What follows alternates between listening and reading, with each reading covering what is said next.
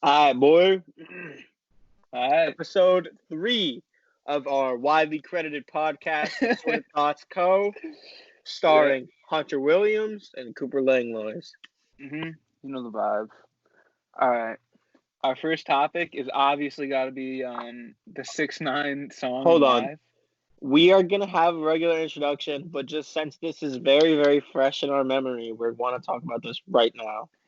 Yeah, so we have it like we normally do, where we're going to talk about like what happened over the last week. We're going to talk about new music and then all our like other topics. But we have to talk about 6ix9ine first because we actually halted this recording this so that we could watch the whole live and everything.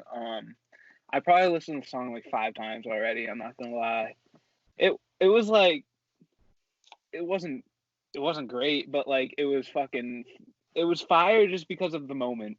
This is I have to stop myself here and say, like, and be honest, I don't agree with a lot of the shit that he said, but the fact that he's able to say it and that he's saying it is sick. Like, he's on house arrest. He puts a line in a song where he said he's gonna hit a dude at a chicken spot with 100 shots. He's fucking trolling Meek Mill. Lil TJay commented something in this comment section, and I'm not sure if this had any correlation, but during the live, I think Lil TJay said "shake my head," and then 6ix9ine went on a little rant where he said that if you don't have his watch, you can't call yourself the king of New York. So like obviously I don't agree with a lot of shit he did. Like Meek Mill just pointed out that he put out hits on people. So you can't really like say, oh, these dudes weren't loyal to me and shit, because like you were in there, like you were actually controlling that shit. You were trying to destroy people's lives before anything like that happened. But it's just an infamous moment, and people are gonna remember this forever. This was fucking insane. I know. Yeah. What do you think? So hold on, actually 1 second. I wrote down 2 quotes that he said on a piece of paper while I was watching it, and I thought they were just so fire. I'll be right back. Oh no, you want to see the fucking piece of paper that I wrote it on? The operating manual for my VHS camera. I wrote. I thought this one was funny. Y'all could never cooperate with the government. Like, bro, that's fact. Yeah, I mean, and then this one, yeah, we would have this to one was fire. He said, "If a rat came home and did more numbers than me, I would be mad too." Bro, that I listened to that and I was like, he's not wrong. Like he's fucking right. Yeah, like as fucking terrible as it sounds, like he's spitting facts. Like he's absolutely. He was going off. Truth. Yeah, and it was funny. Do you know who Tommy Chong is? Cheech and Chong. Oh yeah. He was in the comment section. His 75-year-old ass. He was like, "Get 2 million views." Tommy Chong. He's persistent. Bro, I saw mad people in there that like this guy Face Swag, who I watched play fucking Warzone and shit. He was in there like commenting, he's at 2 million. People that I never thought in a million years would be in that live commenting. Sky Jackson from Jesse. Yeah, like, she was posted in there. People were coming out the woodwork just to get a little piece of that shit. God. I mean, there was this one dude that commented a bunch of those eggplant emojis. Like he just knows that he's gonna get like 4 seconds of screen time when people repost this shit on YouTube and everything. Like, like this is gonna go crazy.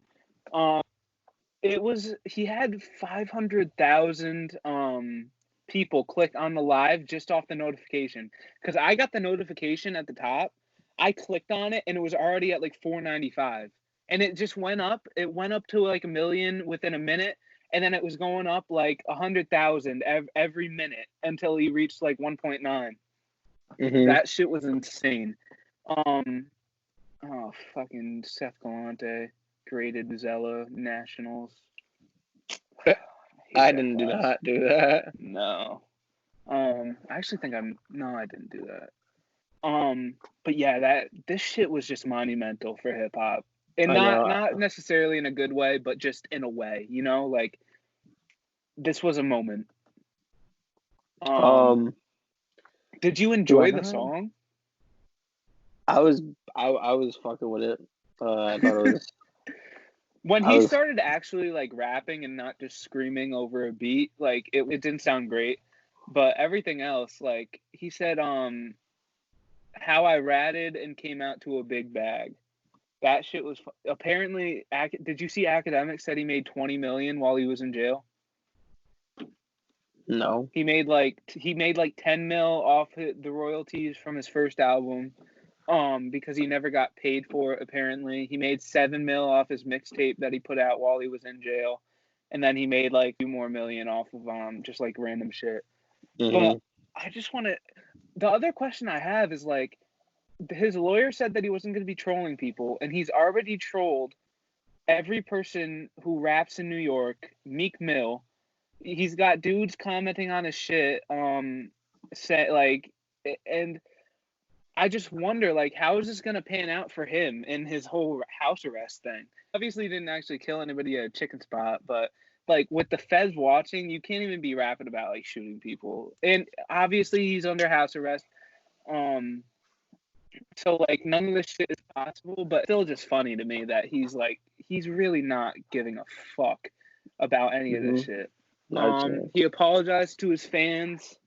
I fucking love his energy. You cannot tell me his energy is not phenomenal.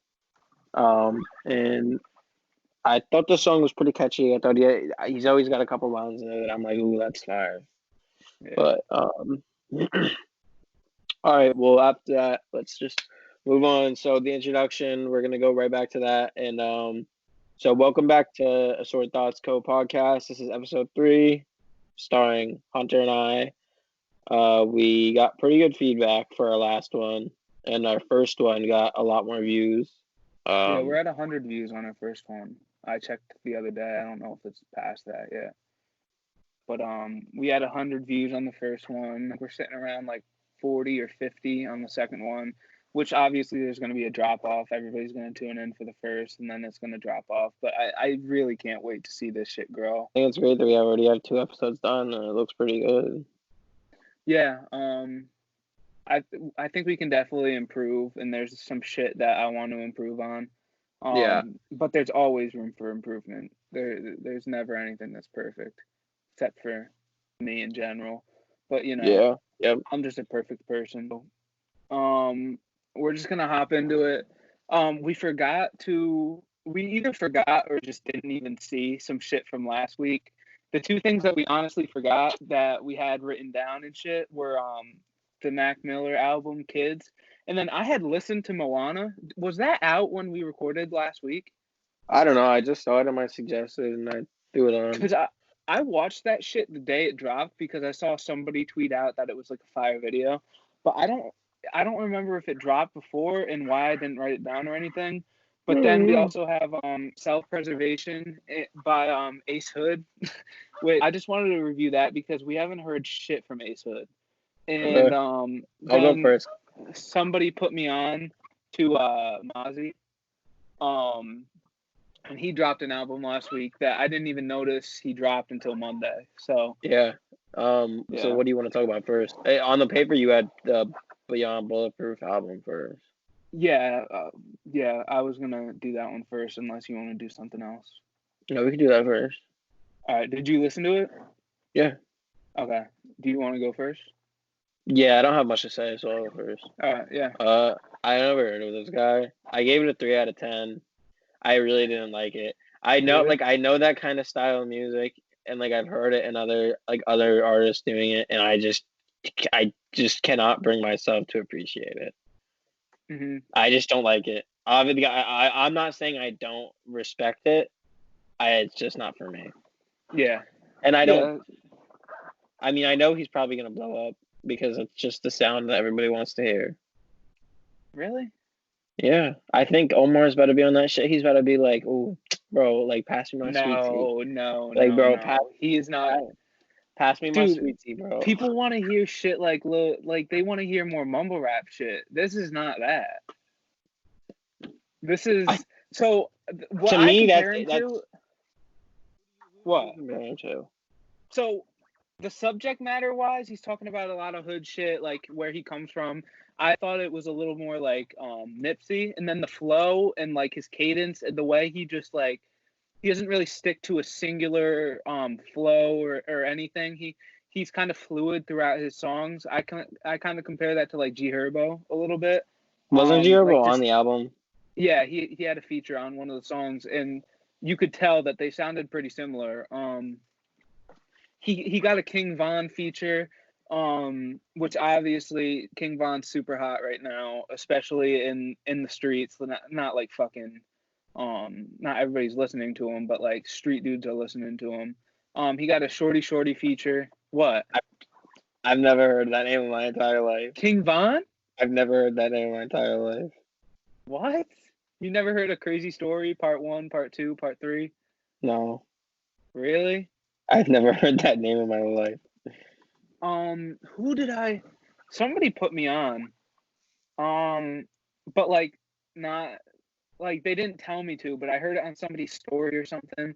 It honestly may have been Omar and them, like Look at bumping this it in a car somewhere. really quickly. And I Look heard at it on somebody's story. I looked up the lyrics. Look at this tote bag. I can't see the full thing. Oh, what? Who is that? That looks familiar. I don't know. The brand is Basket Case. I feel like that's like a famous painting or some shit. I feel like I recognize that. I mean, they didn't. Oh, yo, I gotta cop that, dude. What? This Ram denim. Oh yeah, that's kind of sick. You're shitting me. Yeah. I might cop those. My phone. But just yeah.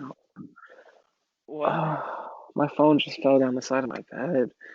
Oh yeah, that's slow. It's fine. I can just. I'm surprisingly so he got a Shorty feature also. I'm surprisingly a Shorty fan. I shouldn't like his music just because it's like who doesn't what have else? What? What else is Shorty done? He blew up off a Obituary. Bitch you up. Something in your homeboy too. You know that song? And then he just put out album. I think it was literally just called like it was literally just that like greater than symbol or some shit. And then he just put out like FDP, Bonnie and Clyde. I actually really fuck with his music. I don't know why. Like I shouldn't like that shit, but I do. It sounds good to me. And a lot of people complain that they can't understand what he says, but like I can completely understand it. So I don't really know where that comes from. But yeah, he had a lot of great features. His intro track, he talks a lot about like race and like just where he comes from a lot. My standouts were Betrayed and Body Count. Can't Let You Go featuring I think it was Eric Bellinger, I want to say. Oh, that did like that it sounded it was obvious that he was trying to chase that like poppy sound, but it was still good. Like I would still listen to it and shit. Yeah. Overall I gave it a 7.5 out of 10. Yeah. It still needs a lot of improvement, but I think he's an okay artist like in general. He definitely doesn't release like trash music, but Just not my cup of tea. yeah, yeah. So next, do you want to talk? Did you also listen to the It's called Self-Preservation. It says it's a single, but Oh like, yeah, I listened to it and I liked it. it's 3 and songs. You liked it? I gave it a 7 out of 10. For what it was? Yeah, I said never really heard of him before. This is What? Ace Hood, right? This is Ace Hood, right? Yeah. Yeah, I've never really heard of him before. Really? The production on the tracks is really good, and he's got some pretty catchy melodies. 10 out of 10 would listen to it if he dropped a full project. Well, obviously, I'm assuming he has multiple full projects, but like, I mean, like off of those Have 3 you not singles. heard Bugatti? No, Hunter, I have not. And Wait, no. you know that I have Wait, not. what? No, I don't No. listen to that type of shit. Like, if I don't have to, I don't listen to that type of shit. No, but Cooper, that was like the biggest song while we were in middle school. Wait, what song is it? I woke up in a new Bugatti. Oh, And then so he's you like, know what? skirt, I skirt. know that song. Yeah. I've never listened to it, though. Really? I just That was know it like off the of, like... biggest song when we were fucking in middle school. That shit was bumping. I totally forgot that I was on the floor and not in front of my camera. I'm back. So, I got my phone yeah. back. Tappin', the first part Tappin', I don't even know how you pronounce it. It's TAP with an apostrophe N. He kept saying tapping in, but that's not what the song title is. So I'm just gonna call it tapping. The first part sounded really familiar to me, but I can't place it. Like, it felt like somebody else had a song that was very the flow was very similar to that, and the melody and the beat and everything, but I couldn't place it. A lot of Trump talk. And then the one line that stood out to me was that he said he had a lot of classics. And I'm in the same boat as you, other than obviously Bugatti. Bugatti's a classic song. That shit was fucking the biggest song in the world for a little while. But he does not have anything else that's even, like, famous. Like, he does not have songs other than that. I thought that the entire thing was really easy to tune out. I've listened to it probably 3 times, and nothing like cut through to me. Like, nothing made me stop and like really, really listen in. I did enjoy Smooth Criminal a little bit. It has a really catchy chorus, but overall, for what it was, I gave it a 4 out of 10. It wasn't. If you think that it's gonna be a song like Bugatti, where he's kind of like doing that, like, not yelling, but just you know what I mean, like, you know what he fucking did on that song. It's not that at all. So if you're listening to this and you're like, oh, fucking Ace Hood, haven't heard of him in years, it's not what he was releasing before, but you should still check it out. It's cool. Not the worst I've ever heard, but just not great at all. The next we have is it Moana. Kids? Oh, that song. I didn't write anything about that because I was just gonna say it off the top of my head, but you can go first. You can go. Okay. I thought Jack Harlow really set the tone at the beginning of the song. It's super fucking catchy. His flow is incredible. He is an artist that I really enjoy, and I put some people onto him like towards the beginning. I remember bumping it with Jacob in the car on the way home from wrestling one day, and he thought it was good. So yeah, back to this. G-Eazy obviously does his thing. A lot of people hate on G-Eazy. Maybe it's just because like we have a little bit in common. Like, his mom was gay. Fucking he's a white dude who really likes the color black. Like, obviously there's shit that we got in common and shit. So like, he's not as corny to me as he is to like a lot of people that give their opinion on him. The video was obviously really, really well done. I liked a lot of the cameos that were in it, like Snoop. Who else? Fucking Jamie Foxx. That was funny. Ty Dolla $ign. Was Ty Dolla $ign in it? Yeah, for the couple seconds. I didn't even peep that. I like G-Eazy. I think he's cool. I don't like Zaytoven, not at all. But really? Yeah, just not a fan of him. But I thought the concept of it was pretty neat. Yeah, it was really innovative. Yeah. So moving on, we had this written down last week. Why did we just not talk about this? What? I think it's because I didn't actually write any like shit to remember about it, so it was just on the other sheet. But Kids dropped on all digital streaming platforms, DSPs. Finally. I really hope that this becomes a trend because I cannot wait for Faces to drop on this, as all Mac Miller fans can't. I just would like to say I'm ahead of the game in most ways.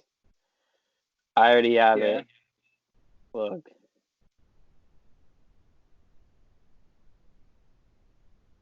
How? 100% perfect quality mixtape was uploaded on the datpiff.com. So I went on my laptop and I downloaded it, and then I airdropped it to my phone, and then I drag dropped it into my music Not a library, and it chance. saved as this. Swear to God.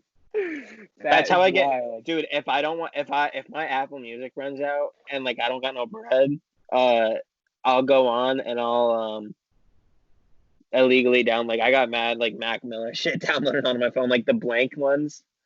That's all music. Like, how did they let that happen? I don't know. Like that's pretty much my whole library. It's funny. And like, I don't hope this only becomes a trend for him, like in all his discography, but like other artists too. Like there's shit that I want. There's shit that I want to see from other artists. Like I can't think of anything. Oh, like Nostalgia Ultra, for example. Like oh fucking fuck.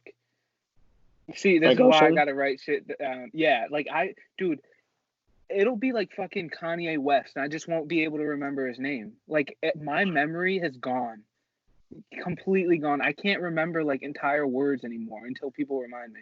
But I'm a big yeah, the mixtape by Frank Ocean. Obviously, there's other artists that have shit that's not on there I'd like to hear. And I hope this becomes a trend across the industry to just bring back shit, put it on Apple Music.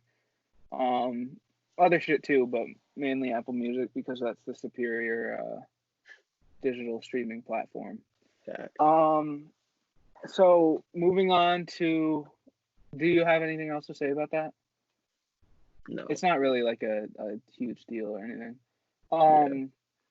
But moving on to this week, did you listen to the Lil Durk album?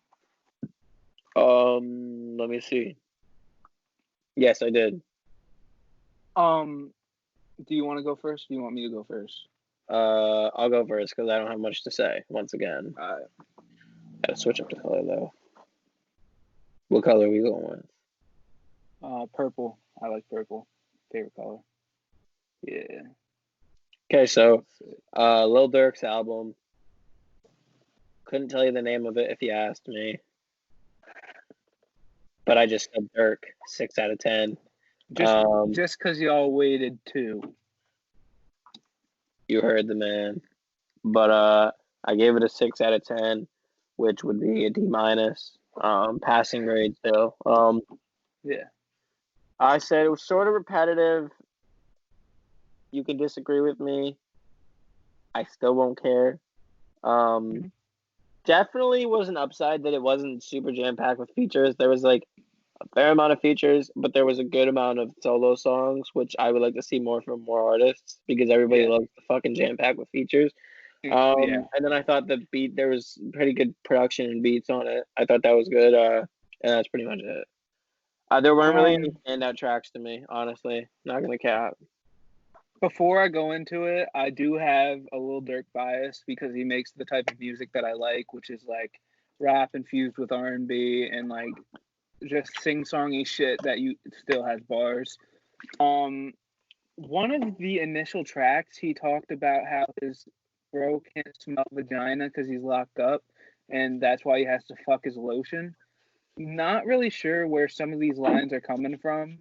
I remember another song. It started out by him saying that he was gonna put his dick in her oven. Like, like I like Lil Durk, but bro, sometimes he be wilding out with the bars. Some of the time, his bars are they're a little weird. Like they're questionable. Especially like put your dick in her oven. If it's the first line of a song, like all right, so you're sitting in the studio, right? And the producer turns on that beat. You're fucking feeling it and everything. You're like, all right, restart that shit. You sit down, pen and paper, and he cuts that on, and you put my dick in her oven. Like, where was your mind at to fucking have that be the initial line? That was the start of the song, and that's what you're feeling at that moment. Yeah, so some of his lines are a little crazy. I really liked Love 248. He danced around the beat a lot. there was way too much drug talk for me on the album in general. A lot of pop and perks. Which I understand that you want to talk about your real life, and if he actually is popping perks, then you need to be honest and have that vulnerability. But to have it on every single song and kind of make it feel like you're leading people towards that lifestyle and that it's cool to do that shit, it's not. Triflin' Hose, that song was fucking hilarious. I literally laughed. I was sitting in bed at 2 a.m. looking at the lyrics while that shit was playing, and I was just laughing hysterically the entire time. That shit was so funny. And obviously Chirac Demons is really good. It's him and G Herbo. Obviously that's going to be a good song because it's them. It's just that was a super Chicago song. That's what I would say. Super Chicago song. But yeah, overall, I gave it an 8 out of 10. I was trying to decide whether to give it a 7 or 8. It wasn't a perfect album at all, but it was good. And I agree completely with what one day we got to come in here and really talk about, but this is going to be a long one without this conversation already. Pause. We have a lot of shit to talk about, so we can't really get into this too much. But like, there's a few different things that make an album for me. Like, it has to be like 13 songs, like 12 to 15, and the features have to be at like 30% of the album. Like 30% of the album has to have features, but no more than that. And so I really do like what you said about that. Next up, we got Kehlani. We do. Can I Goes Stupid. That was a really good song. I don't like her. What I said was, I also gave it. I pretty much said the same thing about her that I did about Lil Durk. I said, gave it a 6 out of 10. I said it was also pretty repetitive. I'm not a big fan of her. I just don't like. I said I don't really like how she carries herself as an artist, and I think what she sings about is sometimes some bullshit that I just don't want to listen to. It's like, when you're in that genre, there's not too much room for creativity unless you're really good at what you do. And there's very few people that are really good at what they do, because a lot of people that classify themselves as an R&B artist really rap about the same subject matter like crazy. But they think they're trying to make some original shit, but it's whatever. I'm not even mad. So what did you give it? Because our opinions on this are going to be very different. She's a good artist. Like she's good at what she does, and she sounds good. But I gave it a 6 out of 10. All right. So yeah, I really liked Can I. There was one song where she mentioned like signs, like what is it, astrological signs or whatever those shits are, Capricorn, Cancer, all that shit. That I just want to say something about that. That is the wackest shit in the world. If you're actually a girl who like isn't gonna talk to a guy because they're not compatible with you because they weren't born at a certain time, you are a fucking dumbass. You are a dumb person. Like that shit it has nothing to do with anything. Like I have met so many people that are born in like whatever the bad one is that are good people. There are like every serial killer wasn't born at the same fucking time. Like people are just the product of their environments and the way that they were raised. And like if you were raised well, then you're going to be a good person. If you were raised like shit, you're going to be a bad person. And then you also have to take into consideration like where you were raised. Like obviously if you were a shitty kid, you're going to be a shitty person. So like it has nothing to do with when you were born. It has everything to do with the people that you surround yourself with and the people that you were surrounded with at birth. But to get off that, there was all. Do you know how they do the written by on Apple Music? Like, you know when you click on the lyric thing in the bottom left and you watch all the lyrics, right at the end it says written by and then some names. Mm-hmm. Do you know like how they identify who puts who's on that? Well, if you're a famous artist uploading a track, you give them like a full rundown of everybody who produced it, co-produced it, everybody who's on it. So are those, that includes producers? I thought it was only people that gave input on the actual lyrics. Well, like for example, if you can see the rodeo one that I have, Yeah.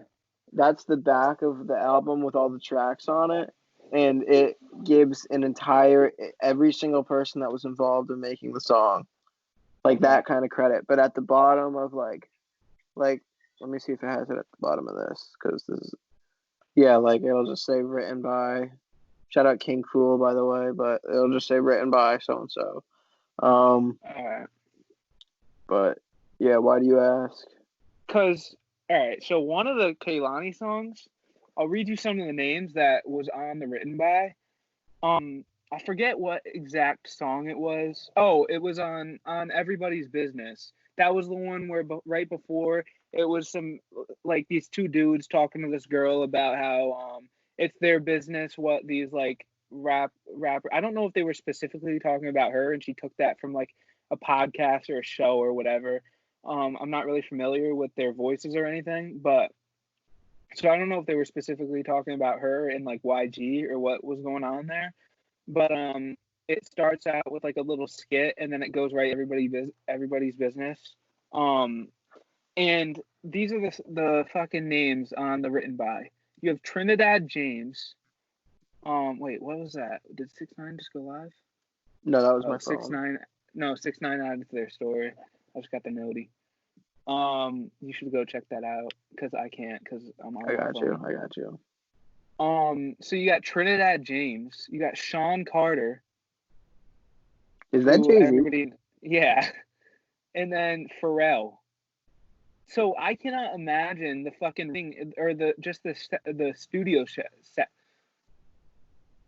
Don't even count this out. People just need to know everybody makes mistakes. We're straight. We're coming back. We're bouncing back from that. I can't even imagine the studio sessions that were surrounding this album. Like, who the fuck was she inviting down to the stew? She has like Trinidad James, Sean Carter, and Pharrell all in the same room. And like, the reason I asked you that is because like I've heard people say that even if they're like, oh, what word rhymes with this? And somebody shouts it out, if they use that in the song, they have to write that shit down. And some people I know even do, like everybody that was in the room, even if they were just booling, like sitting down, playing video games or some shit, they still write that shit down as like, and give them credit for being in that session as the written by. So I'm not sure, but that song specifically, including the other three, what is it? You just said swipe up on this song. So where was I? So I don't know if that's what it was, where like she just invited all those people down to the studio, but she had a good like 10 names written down under that song for writing credits. So I don't know if she's just not writing her shit at all, or if she's writing it and she's just giving a lot of people credit for just being there and helping her through the process. You gotta ask her. It was hard to pick standouts for me because I really liked the album. I thought it was really good. It was the perfect amount of time that I like for an album, like 45 minutes in there. It was, other than the skits, it was the perfect amount of tracks that I like, 13. But I did really like F&MU. It's really great writing, and the song structure itself is really great. And then I obviously liked Lexi's Out. Do you know that story with I think her name was Lexi Alege or something? She overdosed recently. I actually remember seeing that when I was walking into the doctor's office to get checked for being sick or some shit a few months back. And so she had her entire song was the outro to her album because I know they were good friends, and I think Kehlani kind of put her on. So it was sad to see that. Overall, I gave it a 9 out of 10. Definitely room for improvement, but I thought it was a really good album. And yeah, I really enjoy good R&B, and I thought it was good R&B. So that's why I gave it that. Next, we have Lil TJay's, not album, but project. This song I didn't listen to. You didn't listen to it? No, I just hate him so much. You hate Lil TJay? I hate him so goddamn much. Really? Yeah, but when you put in there that there's some way talking about when he was like wilding out, I have some comments about that. All right. So I did like the intro song. It was pretty sad, personal. Zoo York's obviously good. It has 504 and Pop Smoke. Anytime Pop Smoke is on a song, he's gonna kill that shit. Rest in peace. The production on that track was very Pop Smoke with a hint of Lil TJay just to make it work for them to be on the same track. And this is when I finally realized that Pop Smoke could literally say anything he wanted, and just because of the tone of his voice, the way he attacked the beat, and just the way he sounded in general, it would fucking light up a room. Fire. Yeah, it just sounds really good. Woo! So it really sucks. It really, really sucks. It's crazy. What happened? I was in London, and you texted me. I texted you. Actually, yeah, I'll actually tell that story. So I was sitting in math class. It was Was it our math class? Yeah. It was our math class. Our math class. So I was sitting in the back corner, and I opened up my phone. We probably were not supposed to be on our phones at the time. And I saw Pop Smoke died, and I literally said out loud, she was like in the middle of teaching. I was like, oh my God, Pop Smoke died. And the whole class was like, what?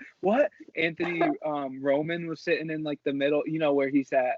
And he's looking it up, and then Lexi in front of him is looking it up. The whole class starts looking that shit up, like, oh my God, Pop Smoke died. Miss Rushlick's like, who died?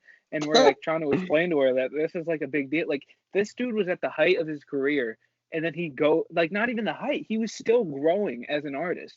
He had just released, like, I think a lot of us just were starting to get put onto him in the fall. That's when because you didn't like him at first, and then after Homecoming, you loved him, right?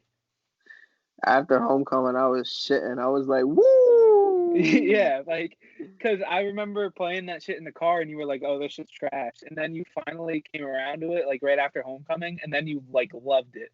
So I think a lot of us right around then started to enjoy it, and then a couple months later, he gets gunned down in LA, like, away from his home where he would be the safest. That just sucked. But so yeah, there were on that project there were a lot of lines about Lil TJay because 504 was obviously about Pop Smoke because 504 was obviously good friends with him. He said that he learned like everything about how to rap from Pop Smoke. And it was sad. Like there were some bars about that on Shoot for the Stars, and Lil TJay at one point said he put the city on the map. I'm a little confused by what he means by that, because if he's talking about New York City in general, then he's not even in the top 20 artists from there. And even if he's talking about Brooklyn, I looked that shit up. From Brooklyn, you've got A Boogie, who Lil TJay stole all his shit from A Boogie. He literally sounds exactly like A Boogie. Joey Badass is from Brooklyn. Joey Badass, Big Pun, Fat Joe, Cardi. There's Grandmaster Kaz, Grandmaster Flash, Herc. Like, people that created hip hop were fucking from his borough.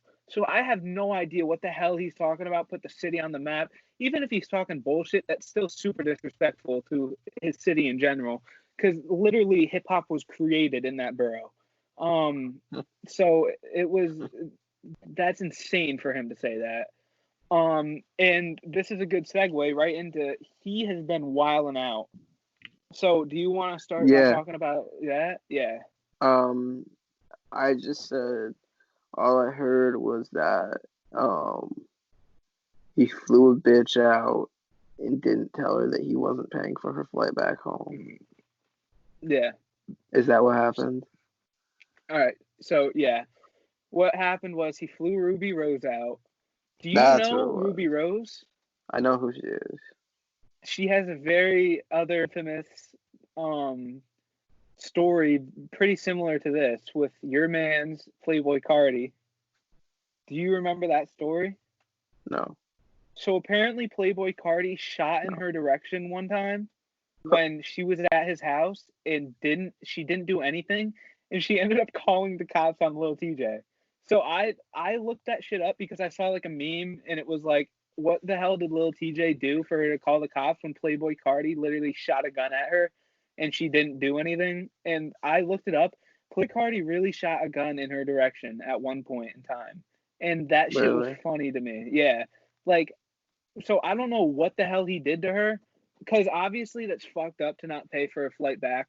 But like, I follow some hoes on Twitter, some like, you know, just some eye candy for the feed, and um, and they were like all defending her. I was like, all right, they were going a little crazy, defending her. Like, hoes are gonna be hoes, and dudes are gonna be dudes. Like, it, like you have to understand that he paid for your flight there. You got to check that shit. Like, check that he made a fucking round trip flight. Like, Yeah, check that he booked that your was shit dumb. back home. Like, why would you not check that before you get there? Like, you get there and now you just have no way of getting back. Why would you not do anything? And then he was talking about how he was the king of New York. He said, um, not I'm not doing none of that na shit, and like obviously that's a boogie shit where like na. So that was kind of crazy for me to see, because that's his fucking father. He would not be an artist without A Boogie. They're from the same area, the same borough. They speak the exact same way. They literally, Lil TJ is a carbon copy of A A Boogie. So Boogie. it was so weird for me to see that shit. And I didn't know this, but there was obviously history there, because a long time ago, A Boogie tweeted out something about, I'm gonna start suing dudes for fucking stealing my flow and stealing my swag. And he was talking towards Lil TJ. So then when Lil T said that about 6ix9ine and A Boogie, because he tweeted at both them. Um, I think it was Don Q responded and was like, "Oh, I'm gonna run up on you the next time I see you," and like everything. And then Lil TJ ended up responding, putting out an apology video, and everybody called it like cap and everything, and like it just looks weird. And then he shuts down a highway with 504, and they like stopped their cars in the middle of the highway or shit, made traffic. He's just, if he was doing all this to sell records on this album, then he needs to put out a better album, because it was not good enough to have this much stupid shit that he was doing in preparation for it. He was just doing way too much if that's what it was for. And if it's not what it was for, then he just needs to chill anyway. Like, especially right now, why are you doing so much stupid shit when like there's so much stupid shit going on in the world? Um, Yeah. and speaking of stupid shit, you saw about DaBaby's arrest warrant? Yeah, all somebody I saw something on Twitter and it was like, who's got more hits? And it was a picture of Chris Brown and DaBaby, and somebody quoted it and said, I don't even know if you're talking about music, man. No, So I that was have written funny. down in my notes, almost at Chris Brown level, if you know, you know. Yeah. And then I said, um, DaBaby and his boys were in a car, and one of them lit up a joint, and the driver didn't even spaz. The driver was just like, "Can you guys not smoke in here?" Yeah. And DaBaby and his boys fucking like spazzed on him. And then when they got to wherever they were going, apparently DaBaby punched him in the back of the head and said, "You're not my boss." And that was that. So, okay, this is what I'll say about this. It was cool at first. You know, you make a dude shit his pants because he runs up on you in a store.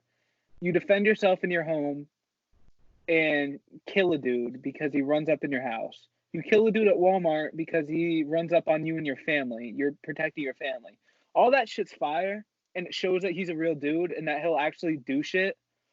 But it gets to a certain point when you start beating up random fucking people just that care about, like, this dude just cares about his Uber job.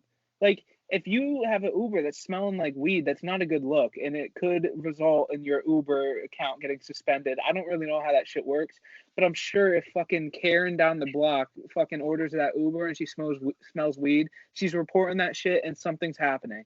Yeah. So it's so stupid that he would do this. He's at the height of his career, not making the best music, and now he's starting to fucking try to piss his shit away. You've created this following, you've created this really mainstream image, and why are you going to try to throw that shit away because you can't wait? What was it? How long was the Uber ride? It couldn't have been more than an hour. No way it was more than an hour. No, it wasn't an Uber ride. It was like a private driver. Oh, okay. So let me look because I read an article. Hold on. That's even worse. So he like hired this guy.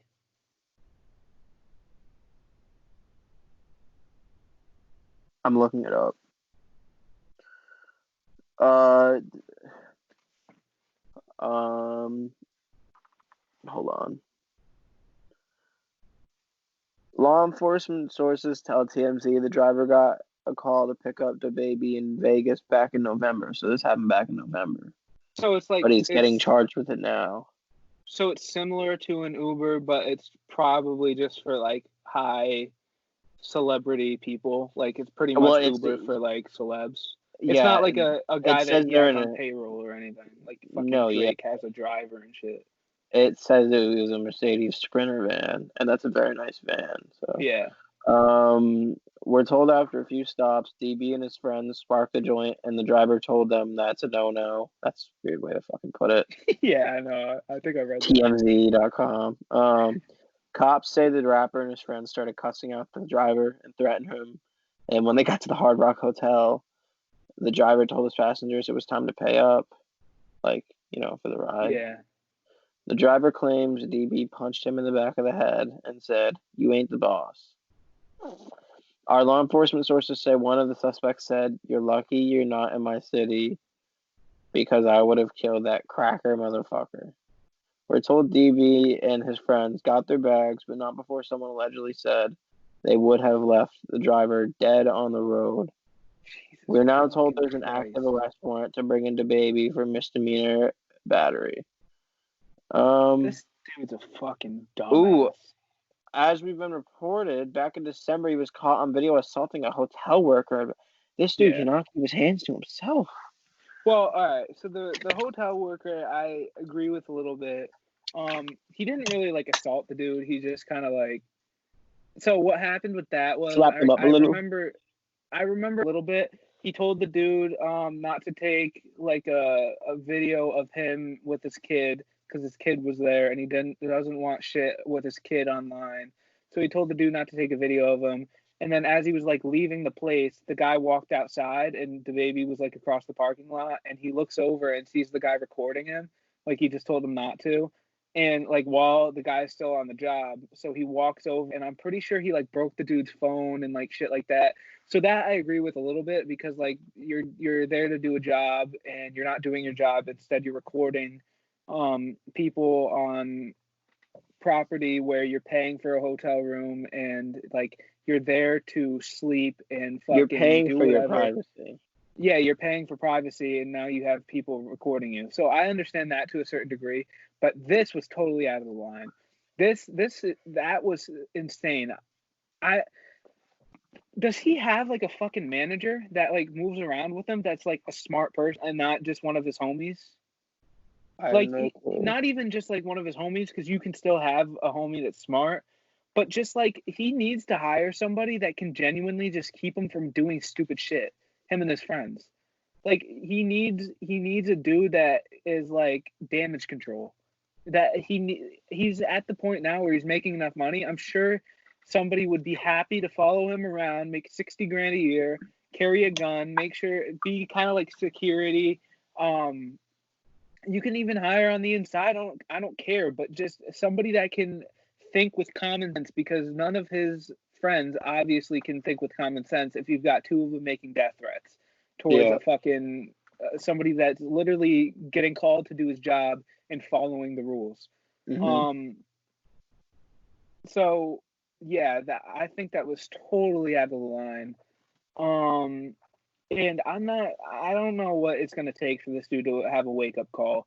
I don't know if he needs to. I don't wish jail on anybody, but does he need to go to jail for him to fucking realize that he's literally walking on thin ice everywhere he goes? Every little stupid mistake he makes, that's one more step towards going to prison.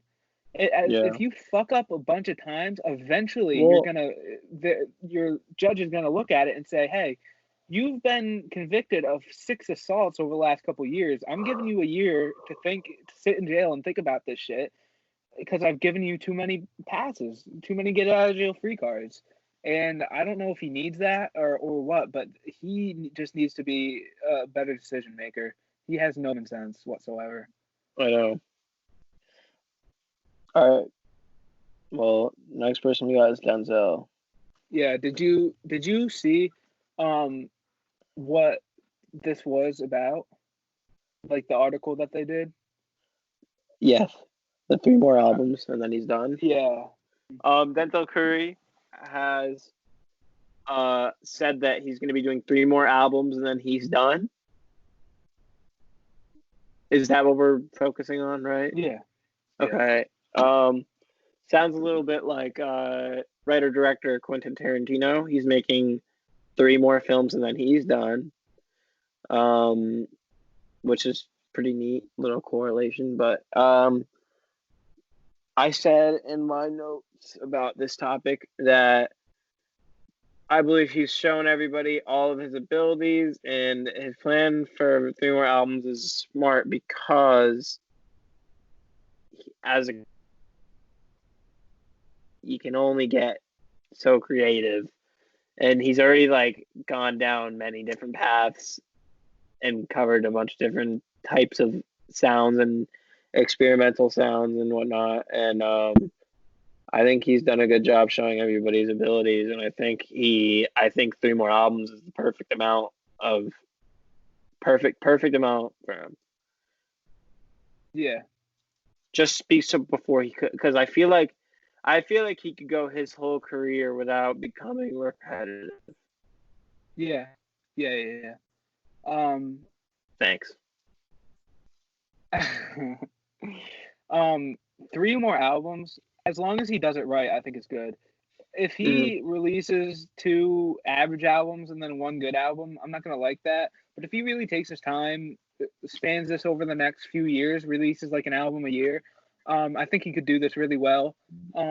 He's one of those guys that sometimes he releases, a couple projects a year and shit, and sometimes it just waters the content down. But if he really creates 3 masterpieces, that would be a great send off. I actually read the entire article, and he talked a lot about how he was like, how old is he? He's 20s, I know that. His like mid to late 20s. And he said that he's already an OG in the game and a veteran just because he was one of those dudes that kicked off like the SoundCloud. What am I looking for? The SoundCloud wave era. Yeah, the SoundCloud era of music. So obviously I understand where he's coming from. He talked a lot about this one story that he had where he met with Andre 3000 and they kind of talked about like longevity, and he said that he has other avenues that he can go down creatively, and that music, he's done a lot of shit in music and he feels like he can move on from it. And he also said that he really doesn't want to burn out like some other people, cough cough Eminem. Like there's just those veteran guys who keep making music, and like obviously there's going to be rappers that just because of who they are, they're never going to be able to put out anything bad. You've got Jay-Z, Beyonce, you've just got those legacy acts that will never be able to put out bad music. But imagine going back to like 2005 and telling an Eminem fan that he was going to be 40 years old, kind of corny, not rapping about his mom, rapping about drugs, not rapping about any of that shit that he likes rapping about. at the time. He's gonna be just literally rapping to break fucking world records. Like, he's just gonna be a mature 40-year-old man who's really good at rapping. Like, imagine telling somebody back then that's what's gonna happen. So like, people change, and I really, really, really, really hope that he's able to do pretty well over these next 3 albums and not kind of just burn out right here. Because his last project that he put out, not many people listened to it, but I thought it was really good. He had that song where Kenny he had, Beats one? yeah. He had that song where he had like the DMX flow. Diet. Yeah, Diet. And that then song there was is so one. good. Yeah, and then there was another song on there that I really liked too. And then Taboo. Is that how you pronounce it? That one album that he put out with Taboo. That album was really good, really well thought out. The way that remember how he released that like 3 different nights, and he put out like each part on a different day. Really, really well done with that. He's just, you can tell that he's gotten to the point where he doesn't really know what else he can do. So I'm really looking forward to these next 3 albums. I hope it's each one's genre bending in a different way every time, and I can be, because he's a really good artist, and he is a veteran, even though he's younger than most veterans that you can think of. Yeah, that's all I have on Denzel. Okay. Next up is Kid Cudi. Fortnite song, Ass. We already talked about that. If you want to go look at it, you can go look at it. Eminem features. He said he hit up Eminem for a feature, I heard. Yeah. Well, no, not really. So I'll explain that. So he tweeted out, like, at Eminem, I need help. And I looked it up last night, and it had already been deleted. And he posted it, I think I remember exactly at 4:10. He tweeted that out, and by like midnight, I was looking it up, and he had deleted it. So I'm not really sure what that was about. But he did tweet at The Weeknd, and The Weeknd tweeted him back. So it looks like they're gonna be working on some music. I have possible collab with The Weeknd. Yeah, and that's it. That's all I have for it. And then he also tweeted out that he's really proud of the project that he has, and he can't wait for people to hear. So I'm really looking forward to hearing this. I think it's going to be good. We've waited a really long time. When was Baptized in Fire, that project? That's not the name of the project, but what was the name of that? Passion, Pain, something? I have no clue. The last album we put out was like fucking 2017 or some shit. So I really can't wait for this. The song with I forget what that fucking album was called. It was the one with Willow Smith as a feature on it, and fucking it had a bunch of good tracks. And I remember that coming out and people listening to it. It was kind of long. But yeah, I can't wait for that, because obviously Kid Cudi is a good artist. I think a solo album is what we need from him right now. I hope that comes out before his Travis Scott joint album that's being teased and the Scotts rumored. Yeah. And next we have Joey Badass. Joey Badass. Yeah. I cannot wait for that. I have that. The last album we have from him was, I don't know, was it 2017 or 18? I think it was 17. 2017. So with like American, and then I read an article that said he was opening up about his upcoming album. Says it has more of like a fun tone to it, I guess he said. And then he said that he's just been like taking time to himself to like better himself and like his music and his relationships and whatnot. Yeah, so this is all what? It seems to be like a trend with a lot of people, Which I'm not saying like that's a trend. Yeah, but like it's like good. I completely agree with it. Starting to take that into their own responsibilities. It's funny that a lot of like the true artists that we enjoy are following that trend where they're starting to release music every 2-3 years, and it seems like the rappers, they're this isn't a discredit to them because they're not really established, a lot of these guys that I'm gonna talk about, but like there's a lot of people that are putting out albums, multiple times a year, or projects, they're usually called now. They're putting out projects multiple times a year, dropping definitely every year, and it starts to drown out their sound and their music, and I don't enjoy that. Joey Badass was modeling for 1 Million by Paco Ramon, and you can all this shit is revolving around that. The interview that he did, he said that he hasn't been focused on music really, and he's been going down other like avenues in his life and taking care of other things.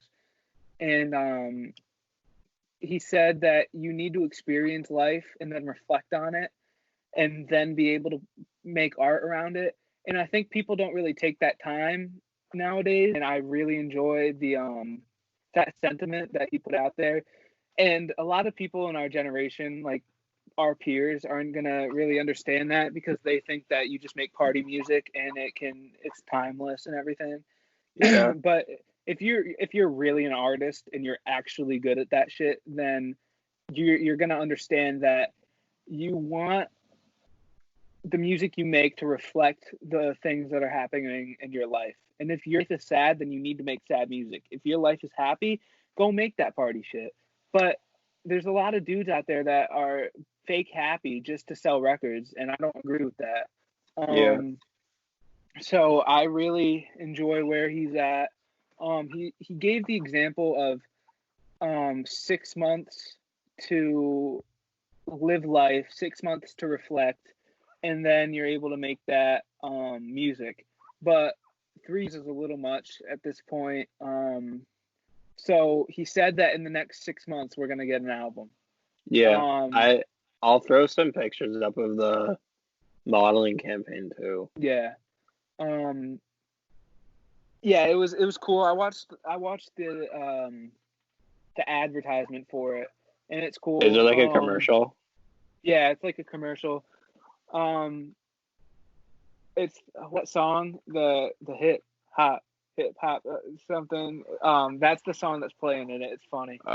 But he has a pretty main like role in the thing. He's dressed up in like a suit and everything, and he's doing his thing. Really clean.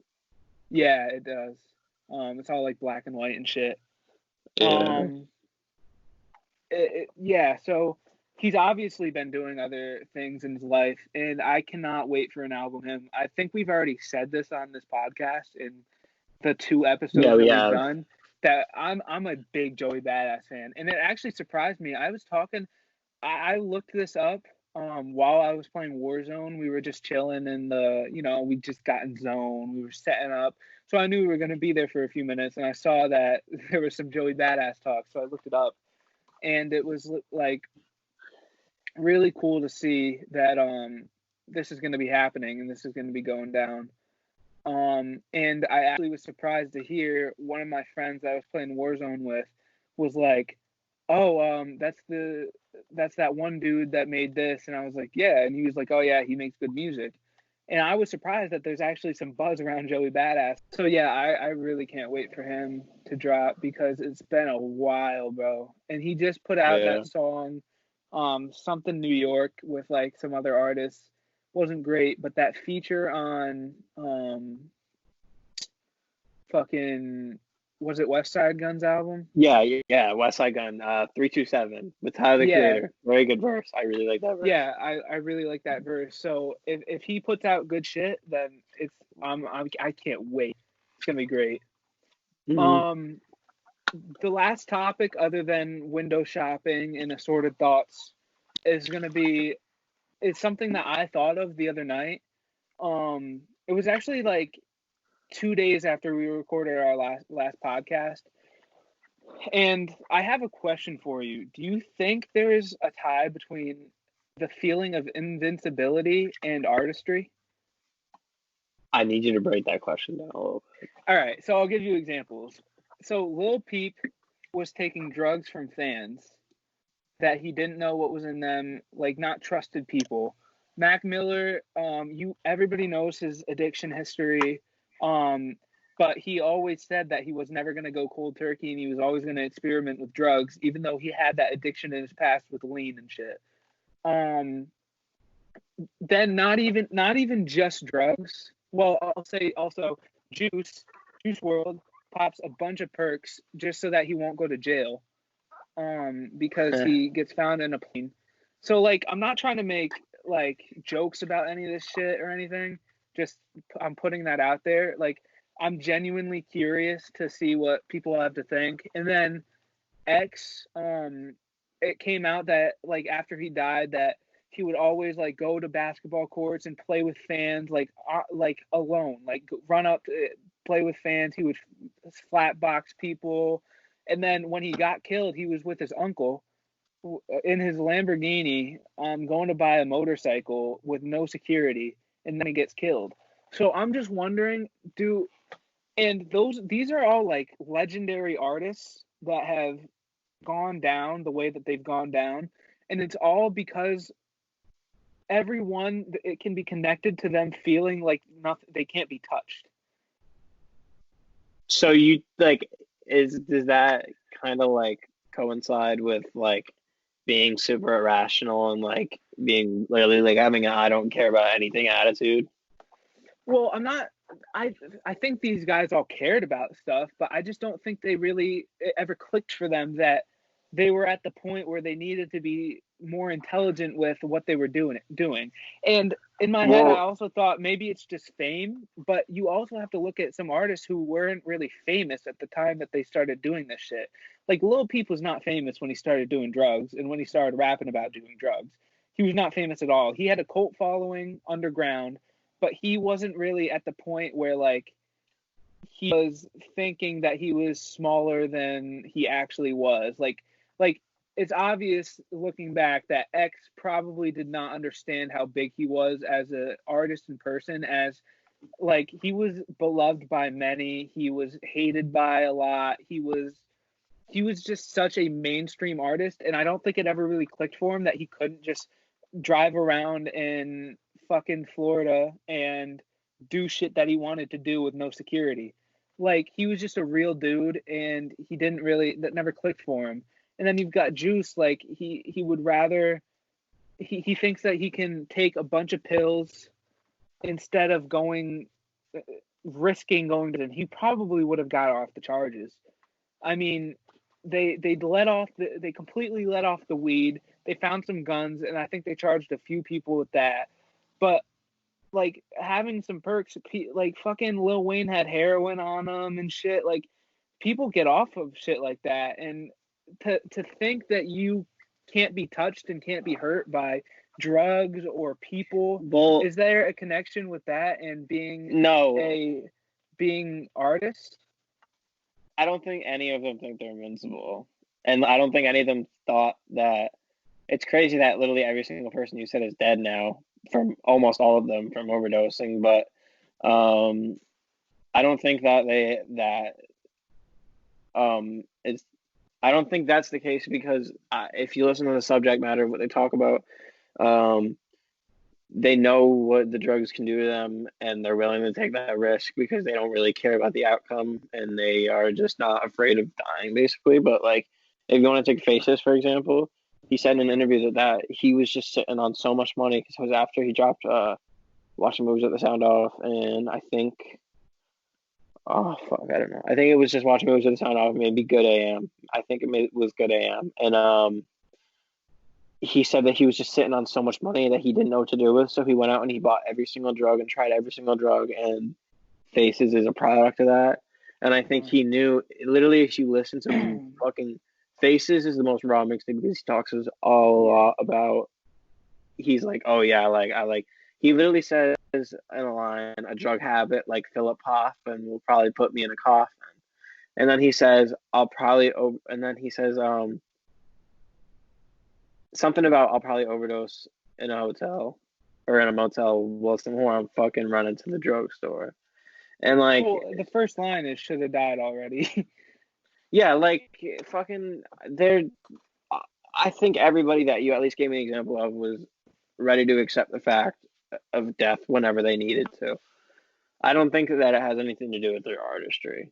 I think they were all artists, and I think Mac Miller, more than any other of them, I think Mac Miller used drugs as a art form Yeah. more than them using it as a coping mechanism. Well, he was still Yeah. using it as a coping mechanism, and like obviously he was addicted, but Yeah. things like psychedelics and shit that he was doing to like open up his mind and explore different things that he didn't think he can explore being sober. And I think that Faces is a really good example of that. And it's really hard. Like a lot of people that listen to him now and think that like swimming in circles and what's the album?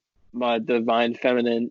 They think that that's like peak Mac Miller, but it's like you gotta listen to His cult Faces. fan base, everybody says Faces is the best project he made. Faces is just so unmatched. It is. Like that's for a different day, but it's insane. But I mean, I think that you can say that his drug use is a form of his artistry, but I don't think that, and they think that they're invincible. That's my answer to your question. Okay. All right. Next up, we have window shopping. Do you want to go first? You can go first. You can go first because it'll take me. I haven't done it yet. I gotta think of this. It'll take me like 2 seconds. So my number one is I don't even know how you pronounce this really because it's I think it's a Swedish brand. At least it was sold by a Swedish company almost. They're Titlo shop on Instagram, and they post like all this shit. They're kind of like a wholesale for like kind of lesser known brands and shit. And these are the Carhu Fusion 2.0s. They go for $149.90 in Swiss francs, which I did the conversion. That's $154.17 USD. Yeah. So yeah, there will be a picture of those up. My next is the Capital Rain Smile hoodie. Do you know the one I'm talking about where the strings hang down? It creates the eyes and there's yellow on it. So I think that's so fucking sick. I found it on Grailed in my size for $350. So that's my number two. My number three is by this guy on Instagram. He does all tapestry crew necks. I think it's 4x1111. I've sent you a bunch of his shit before. It usually goes for. It hasn't sold yet. It's coming out in June, I think, sometime, and I think it's usually around like 125, 150 for those. My number four is the New Balance 650 no vacancy in IPOs. Mm-hmm. To explain this a little bit, what they're doing is StockX puts up a thing, you bid however much you want to, and then based on the bid, so that this is pretty much just to eliminate bots and just to eliminate people that will put in like just a little ticket for something and okay, you got it. Like so this is to stop that from happening. So there's no retail on it. It's actually it probably is coming out in a little bit. I bid 170 for them. I don't think I'll get it because there were only 400 made. There's like 20 in my size. So I probably won't get them. But they were a 6 shoe. They have some brown hints. They have some beige, some white, 2 different color browns. They would just be a really nice like everyday shoe. My fifth one is just a little like cheap vintage tee. It's a Taz and Tweety Bird color. It's like a colorful vintage tee from '94. It's a lot of like Easter type colors. It's black. Yeah, I think it's Tweety Bird on the front and Taz on the back, and they have like hearts and shit. Just a really dope tee for $30. The guy who's selling them is Drake Talks, which he's really small. YouTube channel with like 1.6 thousand subscribers, which isn't really small compared to like us, but in the grand scheme of things, it's a very small channel. I'm hyped to share them. I'm looking forward to it. So first we'll start with a belt that I was looking at. It's this I'm not sure what year, but it is this Mason Margiela artisanal denim belt, and it's literally just a denim belt from Margiela. Next we have this spring summer 2007 Supreme. I'm not sure who the artist is. It's R. Crumb. I don't know what the first name is, but it was a collab with an artist, R. Crumb, and it's called the Don't Touch Me tee, and it has like double letters saying Don't Touch Me, and it has this like girl like Don't Touch Me like drawing. Okay. It's the concept of the tee. I understand it's horrible, but the graphic is cool, and it's like an older. No. It's just the way you said it was funny. I'm sure this tea is sick, but the way you said it was fucking hilarious. This next piece we have is a Vivienne Westwood roulette long sleeve, and if you know what I'm talking about, if you're listening to this, then you know what I'm talking about. But it's kind of more of like the bondage tees from Seditionaries in the early late 70s when she was doing that, but it's from her own line, and I'm not sure what year it's from, but it's kind of like reconstructed on the sleeves with some kind of cotton dress shirt material, and then it has this really sick screen printing on the front. I'll zoom in when I show a picture up there, but it's I don't even know if it's my size because some of the shit is just like one size, but this one's 450 on sale for 320. This next piece I have is a number 9 Paisley, which I know you hate Paisley, but I still the Paisley cargo zip up hoodie, and it's a zip up hoodie. It's red Paisley all over, and it's got 4 cargo pockets, which I just think that it's cool, and I just feel like it would fit me really well. It's on sale for $300 on the Real, which is like a department store. And then this last one is my all-time grail. I've definitely showed you these before. It's gonna be and Gavin gets on me all the time for it because he doesn't see them as anything special, but it's the 2001 Junior Watanabe CDG Levi's poem denim. And in 2001, it was a big collection with tons and tons of different pieces with like shirts, button ups, and they continued the front with Levi's throughout the years and stuff. But this one is just a pair of denim, and it's on the leg, it's got a poem, and it says, "I'm shy to speak about love, but I just want to tell you to be loved is my joy. Your dream is my life. My dream is to be with you eternally." I just think these jeans are so fucking gas, and I feel like cool. I just want them. That's it, and that's my 5 right there. All right, on to so we're replacing because we got to look to the future and longevity here. So we had like a little segment that we were calling Quarantine Talk every week, and now it's just going to be assorted thoughts. It's going to be anything that is going on in our lives that maybe wasn't even shit that we want to talk about that wasn't in here that I didn't necessarily write down or Cooper didn't send me to write down. And just like it's going to be pretty much for me, it's just TV shows and school. So what I've been doing is we have 3 more episodes of Breaking Bad until we finish the series. You already finished the series? 3 more until we finish the series. Well, we started it like 2 weeks ago, probably. And dude, it's up there. It's probably my favorite show of all time. I never really got it. Yeah, it's the first couple seasons are not great, but once you really start to get into it, dude. So I'm on season 5 right now. Season 5, it could have ended right after season 4, but season 5 is kind of just like tying up loose ends and shit. It's like going more into their lives and how they're gonna continue out after this all happens. And like it's just Walt making a bunch of dumbass decisions pretty much season 5. But season 4 was probably the best season of the show, honestly, by far. Me and my mom also, this isn't really hard to do because it's only like a half-hour show.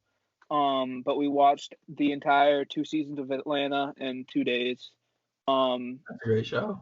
Yeah, so I'd watched a season and a half of it before, but I finally rewatched it all with my mom, and then we finished off the last half of the second season. And I can't. Why do they not release shit? I think season 3 they said is coming out in like fucking 2021. Like it's been a couple years now. That's gonna be like 3 or 4 years in between season 2 and season 3. Yeah, that's So back, but I don't know. yeah, so I'm excited to see that. And then Solar Opposites. Did you hear about that? No. It's by the creators of Rick and Morty. Yeah, I added it to my list on Hulu. I'm gonna watch it tonight.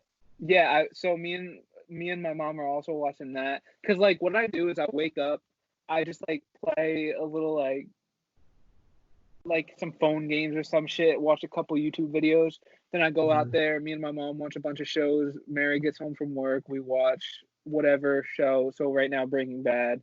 And then I end up coming back in here, play video games, and then at night I just like listen to music, do whatever, watch a lot of YouTube, watch some TV on my own. And I'm also gonna try to start the X-Men cartoon on Disney Plus. I'm gonna try to watch that. But yeah, I'm already like halfway through Solar Opposites. It's only eight episodes. It's 30 minutes long, so it's gonna. I'll probably finish it tonight, the same day it came out. But yeah, it's pretty good so far. Just wait for these dudes in the wall. You gotta wait that shit. There's these like little people that they put in the wall. It's so fucking funny. If they made an entire show about that, like fucking Game of Thrones style, I would watch the hell out of that. It's so funny. But yeah, it's not as good as Rick and Morty, but it's a good show. So yeah, and then school. So we've had so much shit to do in school. I want to spaz so bad on just the school in general. Like I don't know why we're in quarantine and school has been suspended for a while and why they're still doing the same shit we were supposed to be doing in school. Like they're giving us projects actually expecting us to like work on them. I know multiple people who have told me that they literally just looked up shit, put it down and like that's their project. So I don't know why they're doing this. Especially with like projects and shit. Like if you want to give us busy work to do every day, like Mr. Galante is, like it's cool. Like you can do that shit late and whatever. But having us like present entire project shit, like you're not giving us like in school time. Like none of us are focused at home. Like literally, there's mad people depressed. You've got people dying every single day. You've got people getting sick every single day and we're like, hey, you've got a project due next class. Like, go fuck yourself. Like, I'm not doing that shitty ass project. I didn't do a lick of schoolwork this week. I'll probably do most it Sunday. I'm probably gonna finish a few classes of work on Sunday. The only classes that I'm not like super behind in are science and fucking math. The current issues is the only class I'm behind, and all my other grades are perfect. Yeah, all my grades are good, but I'm just not doing like the shit that they're giving me to do right now over the last like 2 weeks. Yeah. So I still have all like B and C's and shit, but it's just like I tried to tell my mom, I was like, just imagine senioritis when you were a kid and then pair it with not even being able to go to school. Like at least when you go to school, people are like making you do shit. Like you have to fucking sit there and do your work. When we're home, there is no way I'm doing that. So yeah, that's my fucking assorted thoughts for the week. So what has Cooper been up to? I've been chilling, working on some stuff, working on some videos, editing. You know, I got a couple videos coming out soon for Smooth Sailing. You know what that is, then tune in. Watch out for my stories when I post stories. Follow it at Smooth Sailing USA. It's in my bio on Instagram. But I'm excited to share my content with you guys that I've been working on for the past 6 or 7 months now. And other than that, I've just been doing schoolwork when I can. Where I've been working out a lot. There's a lot of yard work that's been done at my house. My house is a lot better, and that's pretty much it. Same shit. Yeah. Happens. Just been looking at a lot of pieces lately, but that's the usual. All right. So, thank you for tuning in for week 3. The continued support by a lot of you is really appreciated. I'm not a real like look at the views every day guy, but like I check every few days, you know, like try to see how we're doing. And I promise you, if we get 3 views a week for the next 6 months, I'm still gonna make this shit because like really honestly, I look forward to this every week. Just like Thursday nights are the best fucking feeling, being able to wait up, listen to new music, write all my shit down, finish the topic list. I got this. I'll show you guys the topic list. This is the format that we do it every week. And then I write all my little like not really opinions, but just like notes to at least like make me remember. Sometimes I write down keywords that'll help me remember like what I feel about a song because I have a horrible memory and I'm not really good at remembering certain shit like that. So I just look forward to this every week. I love this shit. So we're gonna keep doing it whether or not people like it. I really hope that you guys like it and enjoy it, but yeah, thank you guys. So everybody stay safe. I think we're past the peak, so we're just now surfing this thing out. Summer's soon. I think we'll be able to actually start like moving around during summer. Me, Hunter Omar, finna be at Chick-fil-A. Pop out. Facts. Yeah, I'm fine. Dude, I'm going to see my dad for the first time in fucking since quarantine hit. I think it's gonna be 7.5 weeks since I've seen my dad. And I'm going tomorrow. So yeah, thank you everybody for watching.